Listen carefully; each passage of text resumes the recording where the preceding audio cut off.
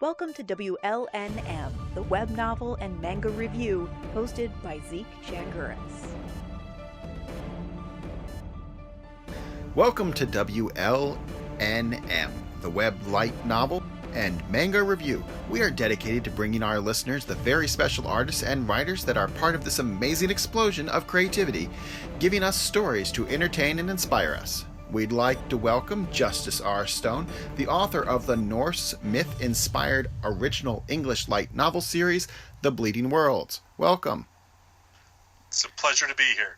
All right, so I ask this of every writer I talk to. You know, we all have an origin story, so what got you started as a writer? Well, it all started way back. Well, you know, writing has been something that's been with me for a really long time. I first caught the writing bug quite seriously back when I was 10 or 11. I was that kid in grade school when the teacher would be like, give me a one-page story, and I would deliver a 10-page story, right? And for a long time, I was very interested in writing and reading and everything else. That was a big thing for me. And then in high school, I caught the music bug, playing saxophone, funny enough, and writing kind of took a back burner thing. But it was one of those ideas always in my head. I was like, I want to write something. I truly want to create a book and publish it. And I had lots of false starts over the years. And then probably about 11 or 12 years ago now, my dad passed away from cancer. And at the time, he had all these things that he was going to do with his retirement. All those things he had put off, right? He was a paramedic, so he was going to write a book about his time as a paramedic and the weird calls and stuff that he had done and everything else. And seeing him lose out on all those opportunities, all those ideas and dreams that he had that he was going to accomplish, that he put off, I thought to myself, I can't do this anymore. I can't put all these things that I have been thinking about for 20 years or more off any longer.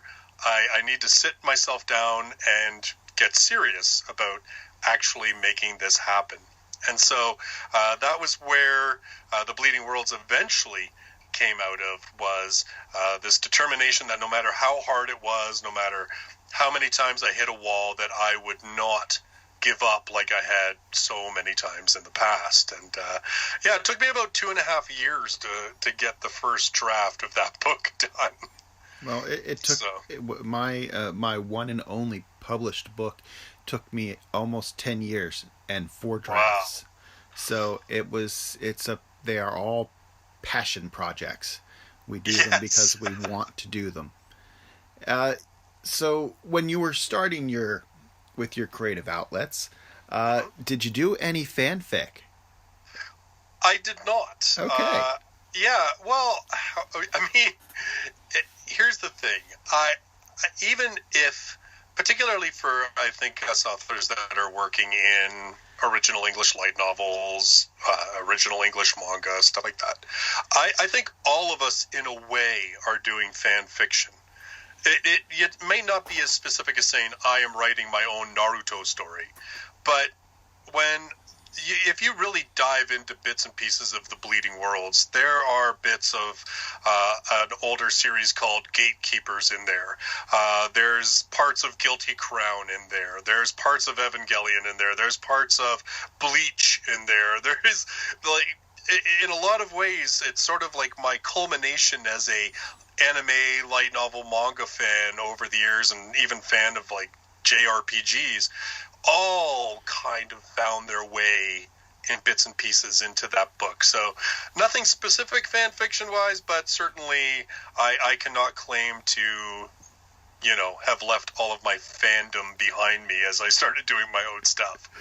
Yeah, and even if you did, as I constantly tell my students, and I tell anybody who's a writer, that writing fanfic is the same as writing from a prompt, and you wouldn't say that writing from a prompt is a bad thing. Not writing is the bad thing. So, right, yeah. What inspires you in the writing? What is it that really you write anime inspired stories. So is it anime, or is it? I mean, you have a North myth inspired series. So, Right. what are these elements that inspire you to write? Well, I've always been a huge fan of just about any story that has sort of a deeper mythology to it, a deeper idea to it, sort of those secret histories type stories. And when I started off writing The Bleeding Worlds, I had a number of vague ideas. And as I said, honestly, Gatekeepers, it was this series where these kids would basically like go, open the gate, and they would like have all these shiny circles around their arms and stuff, and they could power things up and everything else. I kind of had that idea merged with the idea of Guilty Crown, which was you could create something from your soul, essentially. And so I had these ideas that were very anime-based, but I didn't really have a larger structure to base them on. I really didn't have a larger story. I knew that I kind of wanted to tell this thing, but I wasn't sure what skeleton to build it on. And I've always been a big fan of mythology and stuff like that. So at the time, as I was getting into it and as I was just sort of world building it out and everything, started creating all these things and had this idea that there would be multiple worlds and multiple versions of the world. And I thought, wow, when you talk about mythologies, what is the one mythology that actually fully acknowledges that there is a multiverse, that there are multiple worlds in the universe, and that they are all different and governed by different ideas and everything else? Well, Norse mythology. So I kind of sort of springboarded from my own world building and ideas to just Norse mythology and the Ragnarok myth and everything else, just totally sort of jived and blended together. So I mean, very much anime, but definitely I can never get away from mythology, religion, and everything else. Maybe that's why I'm an Evangelion fan, because even though it's window trapping, it still had all that stuff. Yeah, I just find that interesting. I always like the idea that even if it's on the surface, that if there's some thought behind it, there's a sort of a deeper level to it. So. So, what is? Can you give us a quick gist? What's your plot of The Bleeding Worlds? Yes. Okay. I fail horribly at this. Somebody said, "What's the best?" Somebody on Twitter said one time, give us your worst pitch." In 2 sentences for your series, and I said, an otaku decides that Ragnarok would be a lot better if it had an anime aesthetic. and the sad part is that it's probably not that far from the truth. Essentially, the story begins as a very typical anime young adult type series with your average run-of-the-mill Joe teenager who finds himself brought into these events that all of a sudden he realizes that his whole life has changed and that suddenly he has seen things that shouldn't be there. He's experiencing things that no one else does. And he kind of realizes that he's been plugged in to this greater power system that connects to all these different worlds and everything else. And he discovers that he's not the only person like this, and that in fact much of our mythology, gods and so forth, are actually based on people who had similar abilities. The trick to it all, though, is that he comes along and discovers that he might just be the harbinger of the apocalypse. Well, that's something. Yeah, it's never a good thing. And so the story basically follows him as he runs into all these various individuals, and both trying to avoid his own fate as well as to try and alter the fate of the world. And I like to play with the idea of how much of it is fate, how much is our own self-decisions. I kind of bring into the whole it gets very complicated, honestly. Even I found by the 4th book, I was like, wow, I've really, there's a lot going on here. Okay, well, thinking of books, so who's the gal on the cover of Volume 2?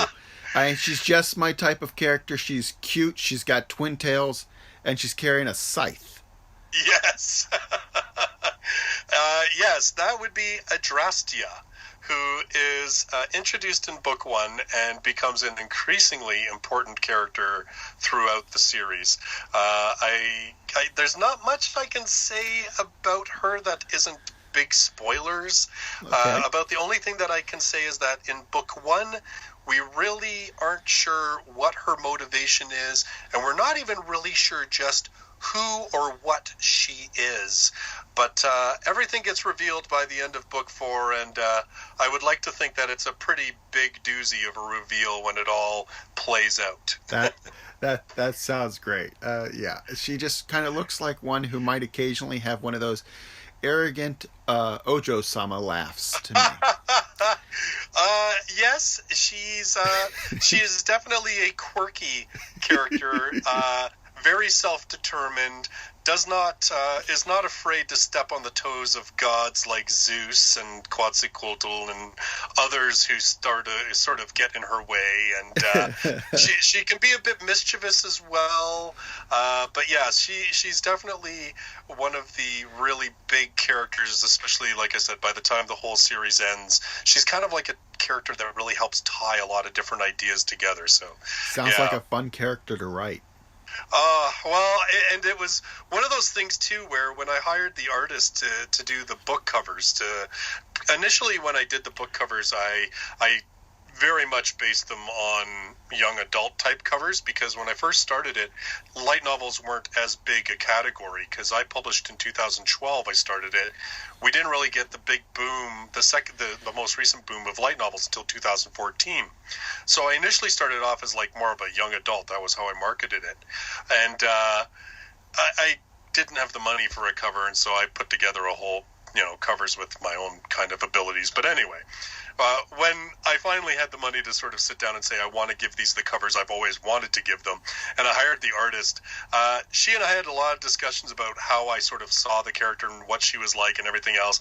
And man, when she delivered that cover, I was just heads over heels. I'm like, this is so much better than I expected, but at the same time, exactly as I sort of thought, Hey, well, thinking of surprises like that, do you ever write something and then are surprised by how that happened?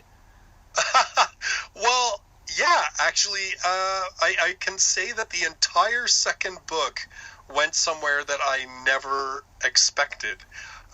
And again, it's kind of hard to say without totally spoiling it, but basically, I thought that the series was going to become much more of a sort of magic shonen battle high school type series. I kind of thought the first book would introduce all the characters and get everything set up, and then I thought it was going to be this big sprawling series with all these different characters and fighting across all sorts of different worlds and that kind of stuff. And then in the second book, I don't even remember how it happened, but something just switched in my head. I was like, what if it's all a setup? What if all the people that we think are good guys are actually not? And what if all of these people that seem to be benevolent and helpful actually have machinations that are far and beyond benign or benevolent or anything like that? And yeah, when I finished the second book, I kind of looked at it, I'm like, I don't even know how the hell I got here, but I liked it. It's great. When I was talking with Brandon Varnell, he refers to it as discovery writing. Right. Yes. And I kind of agree. I mean, I'm really a plot-based writer. I kind of sketch out the entire world and the entire plot, hopefully, and then I try and fill in the blanks. But there are times where you just throw the entire thing out the window and you're like, oh my God, this is so much better than what I thought of before. Well, I always knew, because I had set it up that there was going to be kind of this Ragnarok component. I kind of always knew where the series would end up. And it did, I would say the epilogue of the series is exactly the epilogue that I had foreseen when I started.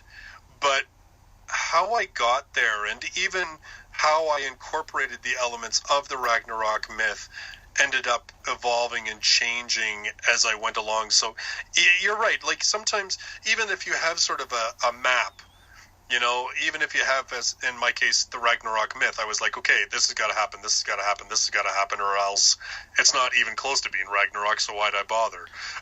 Yeah. But even then, as you said, you can hit those beats, but how you get to them can be such a weird journey and be in a way that you never really foresaw. So, keeping with the writing theme, do you have a favorite kind of scene to write? Are you an action writer? Are you a dialogue writer? What kind of scene is your favorite style of scene? That is very, very difficult to say. I have found, like with the first 4 books, I found that it seemed to change by the day. I think it's more to me, it's more about the characters that you're writing. I would write an action sequence and it would just kill me. I would be like, oh my God, this is such a struggle. But then I would write an action sequence with a different character in a different circumstance, and I was like, wow, I can't believe how easy this is going, and I'm loving how I'm doing this, and this is just flowing so well. And I think it's always the same when you have dialogue, character building moments and stuff like that. Like there's sort of a mentor character that shows up for my main character in the 3rd book, and their conversations were great to write, and I felt like, wow, this is just flowing so well. But then there were other times where I would labor over a chapter for a month because it just didn't feel right, even though it was kind of the same thing. I do definitely tend towards action, though. Like there's just no way that I'm going to be the guy who writes a slice of life series. It's just never going to happen. I mean, if there isn't like swearing and violence and swords and guns and everything else, I'm probably not going to write it. Okay, well, thinking of those kinds of influences, what authors or writers do you admire? I always say one of my all-time favorite writers are 2 very different ones, because I am a huge fan of F. Scott Fitzgerald, but Aaron Sorkin is my favorite modern writer. I love punchy dialogue. Right. Well, it's funny. I have found there's only one author really that I absolutely love and admire and would aspire to be, but I don't write anything like he writes, and I don't think that I could, so I haven't really tried. But Neil Gaiman is probably the author that I immediately think of. And I think it's because for him, and I tried to do that a bit with the Bleeding Worlds as well, was that idea of the real world and a mystic world kind of coexisting in a way that feels natural and right. There's just something about reading a Neil Gaiman book to me that it is like reading a fantasy and a fairy tale all at the same time, and yet you feel that as an adult you're still getting something out of it. There's still messages there for you. It's never a light read, but at the same time it never feels like a laborious read. That's definitely if I'm talking about an author whose books, like, I own every book they've ever written and have read them, it's Neil Gaiman. Although I do, of course, read a ton of light novels, but I think the problem is that right now I am so focused on getting as many light novels read and reviewed and talked about as possible that I just keep dipping my toe into all these different series, and I never really stay too long in one series or another. The one author that I've probably read a ton of that I really like light novel wise would be the author of Is It Wrong to Try to Pick Up Girls in a Dungeon, which I believe that's Fujino Omori, if I'm getting that right.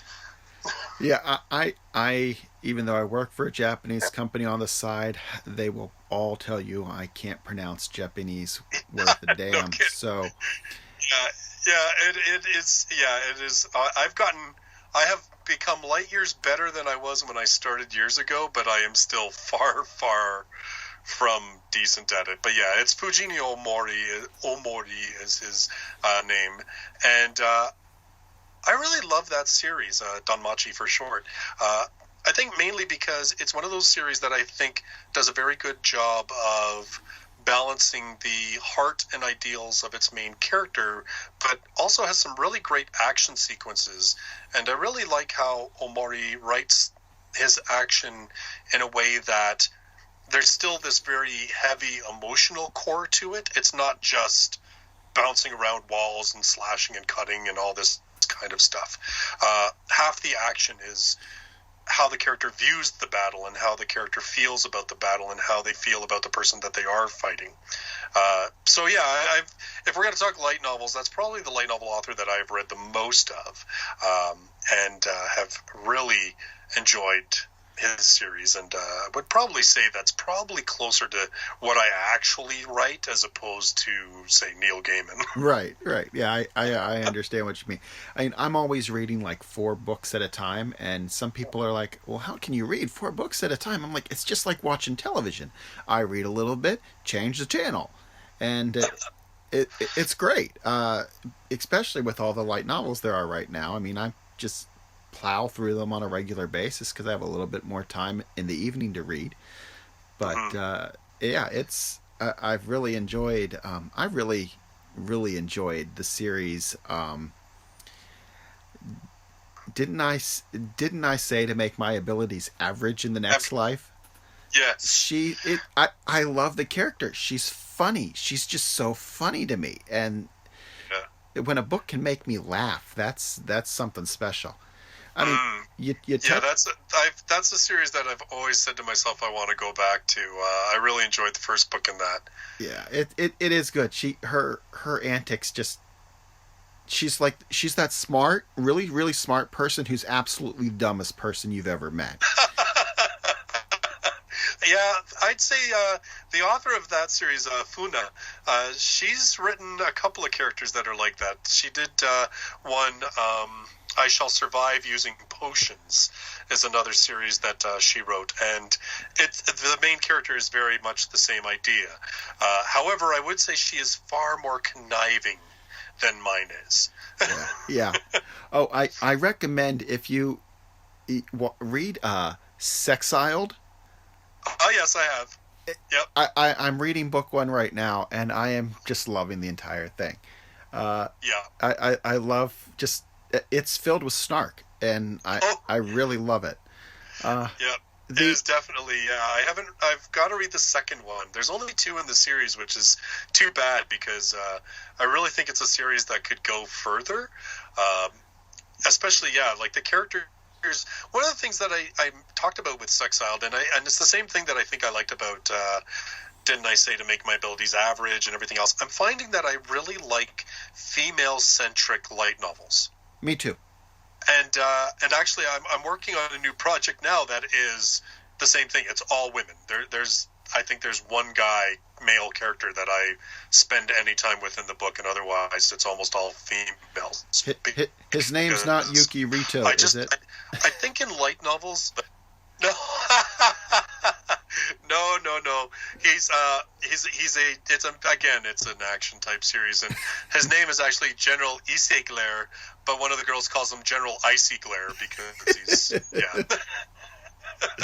But yeah, it's. I find that the dynamic, so many male-centric light novels are harems, and there's a lot of competition between the characters, even if it's not overt. There always is, because there's always the girls competing about who's going to end up with the guy, and the guy is always so clueless half the time to the advances of the girls and everything else, and you don't get that same dynamic with all-girl groups. They just seem to have much more of this camaraderie that I really like reading.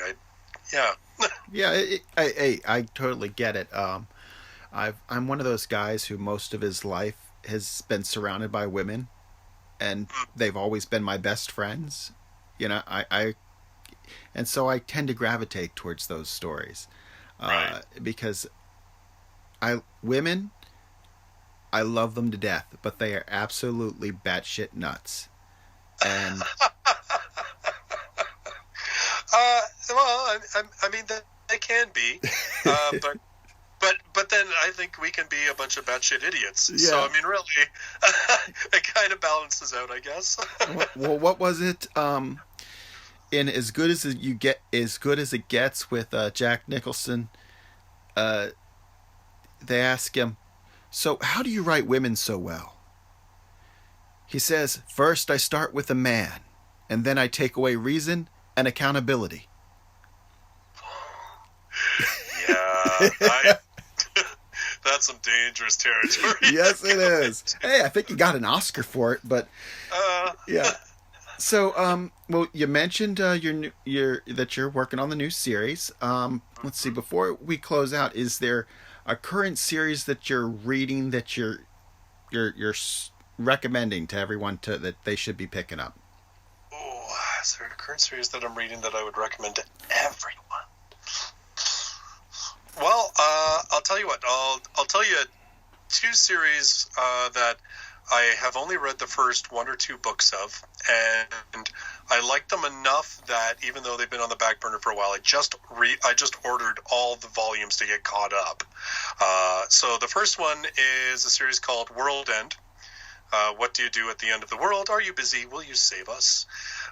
Very lengthy light novel title, but one about essentially mankind has been eradicated, and the last human being is, and everybody lives on these floating islands because essentially these horrendous monsters roam the surface of the earth.